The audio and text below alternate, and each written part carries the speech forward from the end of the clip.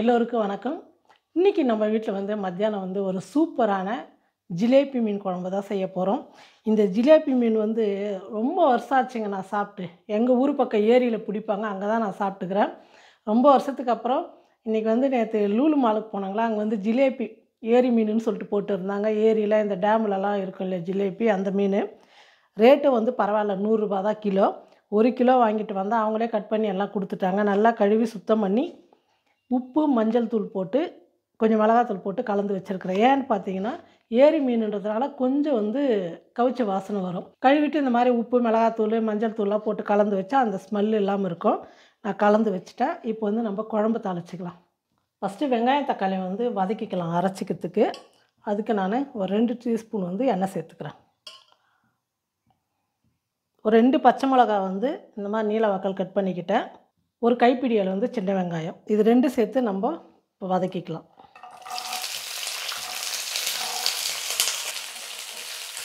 வெங்காயம் நல்லா வதங்கட்டும். காலையில் நான் செடிக்கு தண்ணி ஊற்ற போனேன்னா, செடியில் அந்த பழுத்து இலெல்லாம் காஞ்ச இலெல்லாம் இருக்கும்போதே நான் ஒவ்வொன்றா எல்லாத்தையும் எடுத்து போட்டுருவோம் போகிறப்பெல்லாம் பார்த்து. அந்த மாதிரி எடுக்கும்போது இந்த பூ உடச்சிக்கிச்சு, இல்லைன்னா இன்னும் பூத்துருக்கும் நல்லா பெருசாக. ஆமாம், நம்ம செடியில் இவ்வளோ தான் பூ. இன்றைக்கி முல்லையோ ஜாதி மல்லி இவ்வளோ தான் பூத்துருந்தது. வெங்காயமும் பச்சை மிளகா வதங்கிடுச்சு. ஒரு 3 தக்காளி, மீன் குழம்புக்கு தக்காளி அதிகமாக சேர்த்திங்கன்னா டேஸ்ட்டு நல்லாயிருக்கும். ஒரு 3 தக்காளி கட் பண்ணிக்கிட்டேன். இந்த தக்காளியும் சேர்த்து நம்ம வதக்கிக்கலாம்.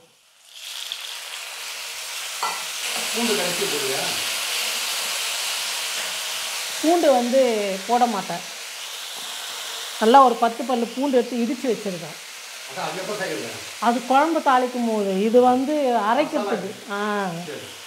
பாருங்கள், வெங்காயம் தக்காளியெல்லாம் நல்லா வதங்கிடுச்சு. மிளகாத்தூள் 1 கிலோ மீனுன்றதுனால நான் ஃபுல்லாக 1 ஸ்பூன் சேர்த்துக்கிறேன். ஏன்னா பச்சை மிளகாவும் நம்ம சேர்த்துருக்குறோம், கொஞ்சம் மீனில் கலந்து வச்சுக்கிறதுனால 1 ஸ்பூன் சேர்த்துக்கிறேன். 1 ஸ்பூன் தனியாத்தூள் சேர்த்துக்கிறேன். கொஞ்சம் மஞ்சள் தூள், இதெல்லாம் சேர்த்து வதக்கிட்டு நம்ம நல்லா சூடு ஆற வச்சு மிக்சியில் அரைச்சிக்கலாம். மீன் குழம்பெல்லாம் இந்த மாதிரி மண் சட்டியில் செய்யுங்க, ரொம்ப டேஸ்ட்டாக நல்லாயிருக்கும். நான் மீன் குழம்புக்கு நல்லெண்ணெய் சேர்த்துக்கிறேன். மீன் குழம்புக்கெல்லாம் கொஞ்சம் அதிகமாக சேர்க்கணும், மீன் அப்போ தான் நல்லாயிருக்கும். எண்ணெய் மிதக்கணும் மீன் குழம்புல, அப்போ தான் டேஸ்ட்டாக இருக்கும். நான் எண்ணெய் ஊற்றுறேன்னா போதுன்றார் என்னை தட்டி. நான் சாப்பிட்றதுக்காக பார்த்தேன். நான் சாப்பிடக்கூடாது அதிகமாக என்ன, அதனால் கம்மியாக ஊற்றுவோன்னு பார்த்தேன். அது மீன் குழம்பு ஞாபகம் இல்லை எனக்கு. ஓ அப்படியா, சரி சரி. நீங்களும் அந்த மாதிரி நிறைய சாப்பிடாதீங்க, கம்மி பண்ணுங்க. இல்லை, எது எல்லாத்துக்கும் சேர்க்க மாட்டேன், எது எதுக்கோ அதுக்கு சேர்த்தா தான் டேஸ்ட் நல்லாயிருக்கும். ஏன்னா நல்லா இருக்காதுல்ல. ஒரு 1/4 டீஸ்பூன் கொஞ்சம் அதிகமாக வெந்தயம் சேர்த்துங்க, நிறையாவே நல்லாயிருக்கும் டேஸ்ட்டாக. ஒரு 1/4 டீஸ்பூன் சீரகம். இது நல்லெண்ணெய்னால பொங்கி வரும், நமக்கு தெரியாது காஞ்சுதா இல்லையான்னு. அது இல்லை, பொரிய கடுகு வெடிங்கல்ல, அது வெடிக்கும் போது பொறிஞ்சு போச்சுன்னு கடுகு சேர்த்துக்கிறேன். இப்போ வெடிக்குதில்ல. எனக்கு இந்த கருவேப்பிலை போடணுன்னா தான் கஷ்டம், பயம். ஈரத்தில் அலசி போடுறல கழுவிட்டு அப்படியே வெடிக்குது. அதனால் இப்போ பாருங்கள், பூண்டு இடித்து வச்சுருக்கிற ஒரு 10 பல்லு பூண்டு, கொஞ்சமாக சின்ன வெங்காயம் பொடியாக நறுக்கிக்கிட்டேன், கருவேப்பிலை, இது எல்லாம் ஒன்றா சேர்த்து போகிறேன். போடு நீ போடு. சின்ன வெங்காயம், பூண்டு, கருவேப்பிலை எல்லாம் சேர்த்தாச்சு. வெந்தயம் வெந்தயம் நல்லா அந்த எண்ணெய் பொங்கினதில் வெந்தயம் வருந்துதா இல்லையான்னு தெரில, நல்லா வரும். நல்லா வரும். ஆமாம். இப்போ இந்த வெங்காயம் பூண்டுலாம் நல்லா வதங்கணும். பாருங்கள், வெங்காயம் பூண்டு கருவேப்பிலை எல்லாமே நல்லா வதங்கிடுச்சு. இப்போ நம்ம அரைச்ச மசாலா சேர்த்துக்கலாம். நம்ம அரைச்ச விழுது சேர்த்துட்டு ஒரு 2 நிமிஷத்துக்கு எண்ணெயில் நல்லா வதக்கிக்கலாம். பாருங்கள், மசாலாலாம் நல்லா வதங்கிடுச்சு. நான் நல்லா ஒரு பெரிய எலுமிச்சம்பழம் அளவுக்கு புளியை ஊற வச்சு கரைச்சி எடுத்துக்கிட்டேன். இப்போ இந்த புளி தண்ணி சேர்த்துக்கிறேன். தேவையான அளவுக்கு உப்பு சேர்த்துக்கலாம்.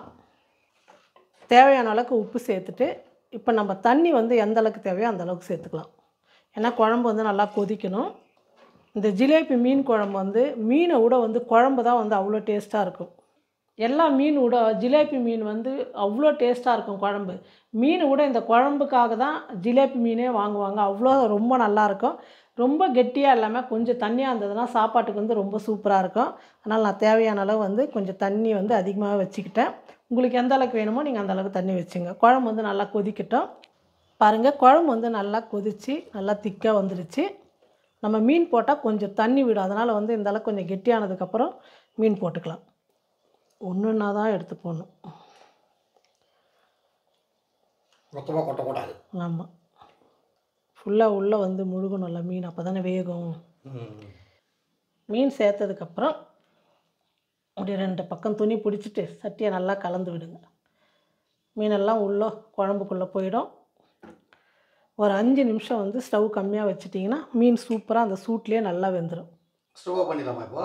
ஸ்டவ்லாம் பண்ணுறதில்ல, கம்மியில் வைக்கணும்.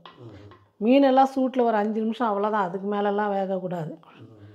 கறி மாதிரிலாம் வேகிறது கிடையாது. ஆஹா, இப்போ நல்லா நல்லா வேகட்டும்.